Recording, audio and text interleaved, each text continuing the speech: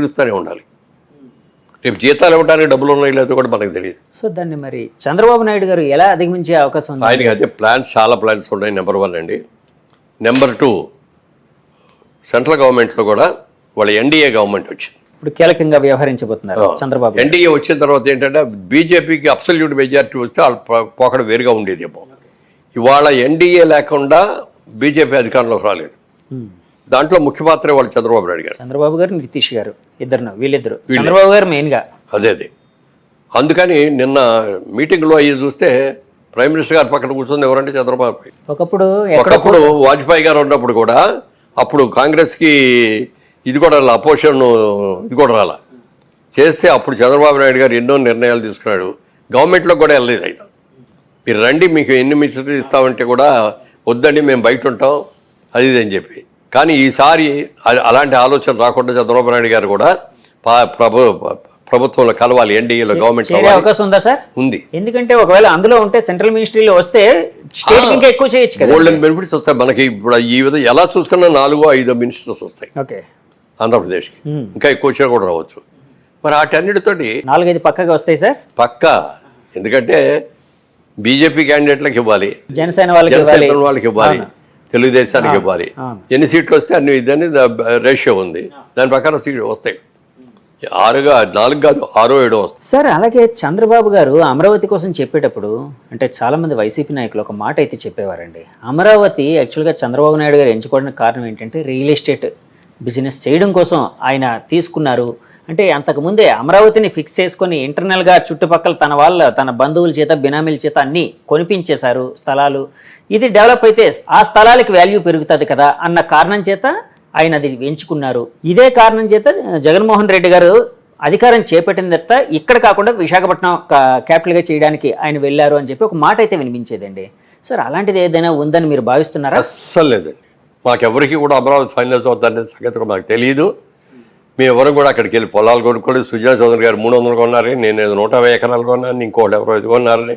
ఆఖరికి మన chief justice చేసిన రమణ గారి ఫ్యామిలీ వాళ్ళు ఎంతో కొన్నారని, ఎన్ని అవి వచ్చినా తెలియదు. మాకెవ్వరికి అక్కడ సెంటు నేల లేదండి. మాకు మీకేం లేదు. ఒక ప్రాజెక్ట్ చేసాం మేము మెయిన్ రోడ్డు మీద, అమరావతి ద క్యాపిటల్ అని. దానికి కూడా అది మేము కొన్న ల్యాండ్ కాదు, ఆ ల్యాండ్ ఓనర్తో మేము ఇది చేసుకొని జాయింట్ డెవలప్మెంట్ చేసింది అది. అంతగా తప్ప ఎక్కడ మాకు గజం స్థలం కూడా లేదు నాకు ఎక్కడ. ఒకవేళ ఉందే అనుకుందాం వాళ్ళు అన్నట్టు. నా వ్యాపారం అది, నా వ్యాపారం రియల్ ఎస్టేట్. ఫ్యూచర్లో డెవలప్మెంట్ ఎక్కడ వస్తుందో చూసి అక్కడ కొనుక్కుంటాం. అది విజన్ అండి. నా దగ్గరకు వచ్చే కస్టమర్కి బెనిఫిట్ పెరగాలి అంటే ఒక అభివృద్ధి ప్రదేశంలో నేను కట్టాను అనుకోండి, వాళ్ళ కొనుక్కున్న వాళ్ళందరికీ 1-4 రెట్లు పెరుగుతాయి కదా, వాళ్ళందరూ బెనిఫిట్ అవ్వాలి కదా. ఒకవేళ చేసినా తప్పు లేదు, బాగా ఎవ్వరు చేయలే. ఎవ్వరు 10 ఎకరాలు కూడా కొనుక్కున్నాళ్ళు లేరు ఎవరు. సార్ మీరు అప్పుడు ఎందుకు సార్ ఫోకస్ చేయలేదు అమరావతిలో కొనడానికి? అంటే ఇలాంటి ఇబ్బందులు ఏమైనా వస్తాయనా రేపు? అసలు అదేం లేదు. రాజకీయ పరంగా విమర్శలు ఏమైనా వచ్చే అవకాశం ఉందనా? ఎందుకంటే మీరు మంచి వ్యాపారస్తులు, ఎక్కడ పెరిగితే కొంటారు. మా ఉద్దేశం ఏంటంటే మేము హైదరాబాద్ దాటి ఎక్కడికి వెళ్ళాం. ఎందుకనంటే మనం చేసే ప్రాజెక్టులు చేసేసి కోట్లు సంపాదించాలని ఆశలు మాకు లేవు. నీతిగా చేయాలి, నిజాయితీగా చేయాలి. ప్రతిదీ మన అందుబాటులో, మన చెప్పుచేతల్లో మనం చూసుకుంటూ చేయాలి.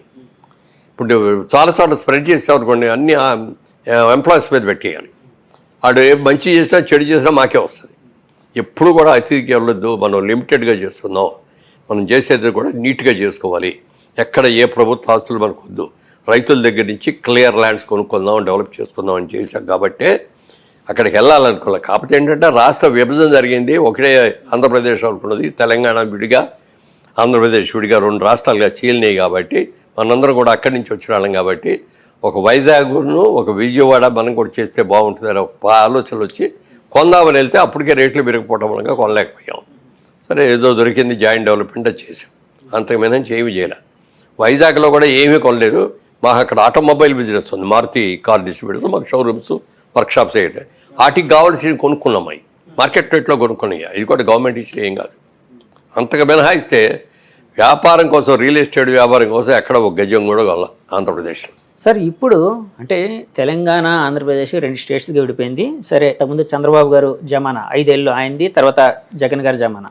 మళ్ళీ ఇప్పుడు 2024లో ఇప్పుడు కూటమి వచ్చింది, చంద్రబాబు గారు మెయిన్గా. సో రియల్ ఎస్టేట్ పరిస్థితి ఎలాగుండే అవకాశం ఉందని మీరు భావిస్తున్నారండి? ఎందుకంటే ఆ విజన్ అనేది మీకు ఉంది కాబట్టి అడుగుతున్నానండి. రియల్ ఎస్టేట్ అనేది ఇవాళ రోజున ఏదో కోట్లు ఈజీగా సంపాదించవచ్చు, తెల్లారిపాటికి వచ్చేస్తాయి అనుకోండి.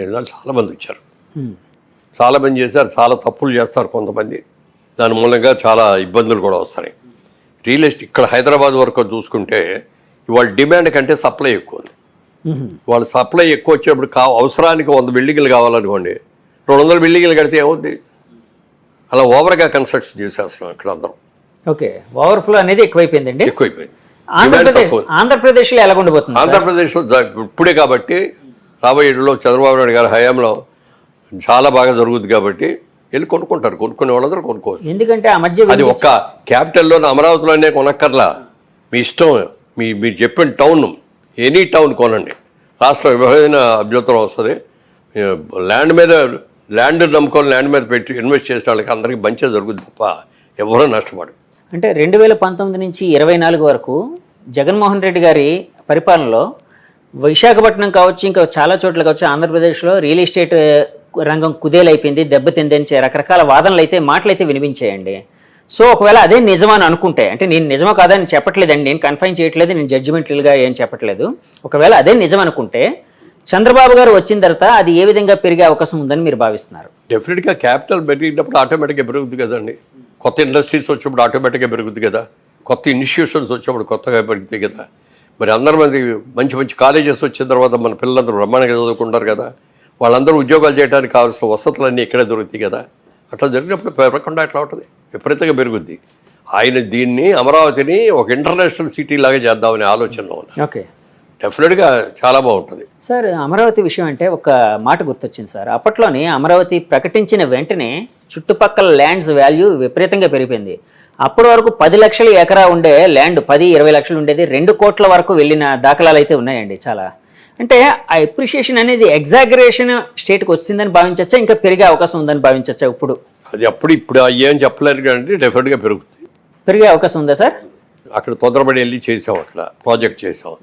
ప్రాజెక్ట్ పూర్తయ్యే టైంకి చంద్రబాబు నాయుడు గారు ఓడిపోవటం, జగన్మోహన్ రెడ్డి గారు రావటం, ఆయన ఆలోచనలోకి వచ్చి 3 క్యాపిటల్స్ అని ఎప్పుడైతే మార్చారో మేము అమ్మలేకపోయాం. చాలా నష్టానికి అమ్ముతున్నాం ఇప్పుడు. ఎందుకంటే 5 ఏళ్ళు ఇంట్రెస్ట్ ఎంత అవుతాయి? ఇవన్నీ మా సొంత డబ్బులు, జేబులో డబ్బులు కాదు కదా. బ్యాంకుల నుంచి లోన్ తెస్తాం, ఫైనాన్స్ తెచ్చుకుంటాం, వీటన్నిటికీ లాభం గోబల్లోకి వెళ్తారంటారు. అలా అయిపోయింది. అయినా తట్టుకున్నాం. ఎక్కడ ఒక్క రోజు కూడా పని ఆపలేదు, పర్ఫెక్ట్గా చేస్తాం. మా దగ్గర కొన్నాళ్ళందరికీ డెలివరీ కూడా ఇచ్చాం.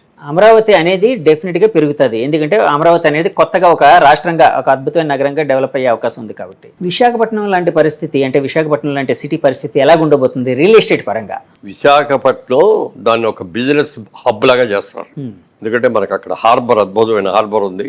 చాలా వరల్డ్లో ఉన్న చాలా చుట్టుపక్కల ఇవన్నీ కూడా వచ్చి ఒక వైజాగ్ లాంటి హబ్లో సామాన్లు అక్కడికి వచ్చిన తర్వాత దించేసి ఇక్కడ నుంచి ఇండియాకు వచ్చేయి, లేకపోతే పక్క దేశాలకు వెళ్ళి వాటన్నిటి కూడా డిస్ట్రిబ్యూషన్ హబ్ లాగా పెట్టుకుని చేస్తారు. పోర్ట్లు అనేవి అక్కడ ఉన్నాయి కాబట్టి ఆ విధంగా అవకాశం ఉంది. అది Vizag sky is the limit లెవెల్కి పెరుగుతుంది. ఎందుకంటే మీరు రియల్ ఎస్టేట్ పరంగా చాలా విజన్ ఉన్న వ్యక్తి కాబట్టి అడుగుతున్నానండి. సార్, ఇందాక ఒక మాట అన్నారండి మీరు, అంటే ఏ నాయకుడికైనా ఒకసారి అవకాశం వచ్చినప్పుడు అహంకారం అనేది రాకూడదు అని. ఒకవేళ మీరన్న మాటనే ఏకీభవిస్తూ ఒకవేళ ఓకే నిజమని అనుకుందాం ఫర్ ఎగ్జాంపుల్, సరే అప్పుడు జగన్మోహన్ రెడ్డి గారు ప్రభుత్వం కొంచెం అహంకార పూరితంగా ప్రవర్తించింది, 150 సీట్లు వచ్చినప్పుడు అని అనుకుంటే, మరి ఇప్పుడు 164 సీట్లు వచ్చినా ఈ ప్రభుత్వం అలాంటి ధోరణికి వెళ్ళే అవకాశం ఉంది? అస్సలు లేదు. ఉండదా సార్? అస్సలు 1% కూడా ఉండదు. ఆ జయం చంద్రబాబు నాయుడు గారు అర్ధరాత్రి పాటు నిద్ర లేపితే కూడా అమరావతి లేకపోతే పోలవరం వీటి గురించే మాట్లాడతాడు ఆయన. రాత్రి నిద్రలో కూడా అయ్యే ఉంటాయి తిరిగి ఆయనకి. అస్సలు ఇది ఉండదు. ఎవరైనా ఆయన చంద్రబాబు నాయుడు కాదు, ఎవడైనా సరే వాళ్ళ దగ్గర డబ్బులు వచ్చేసి తలక ఎగరైతే ముట్టుతాడు దేవుడు కూడా, ప్రజలు కూడా ముట్టుతాడు. లోకేష్ గారిని ఎలా చూడబోతున్నారు? లోకేష్ గారు అద్భుతంగా కష్టపడు పప్పు అని పిలిచారు అందరూ కూడా, హేళన చేసి. ఆయన పాదయాత్ర చేసి ఆయన మనిషి వాళ్ళు మాట్లాడిన విధ కానీ నిర్ణయాలు కానీ ఎంత ఎక్సలెంట్గా చేశాడు చెప్పడానికి లేదు. అలాగే సినిమా వాళ్ళు వస్తారు పోతారు, వాళ్ళు ఏం చేయలేరు అనుకున్న పవన్ కళ్యాణ్ గారు దాదాపు 15 సంవత్సరాలుగా గెలిచినా ఓడినా ఇక్కడే ఉండి ఇవాళ రోజున కీ అయిపోయాడు. ఈ కూటమి రావడానికి ముఖ్య కారణంలో చెప్పాలంటే అది ఆయనే తీసుకున్న లీడ్ అండి. చంద్రబాబు నాయుడు గారిని ఒప్పించుకున్నారు, అక్కడికి వెళ్ళి మోడీ గారిని ఒప్పించారు, వచ్చే ప్రభుత్వ వ్యతిరేక ఓటు చీల్చుకోకూడదు, మనం ఒకే ఇదిగా రావాలి అని చెప్పి చేసి ఎంత ఎక్సలెంట్గా చేశారో, మోడల్ లాగా చేశారు కూటమి అనేదాన్ని. దానికి పూర్తిగా పవన్ కళ్యాణ్ గారిని చేయాలి.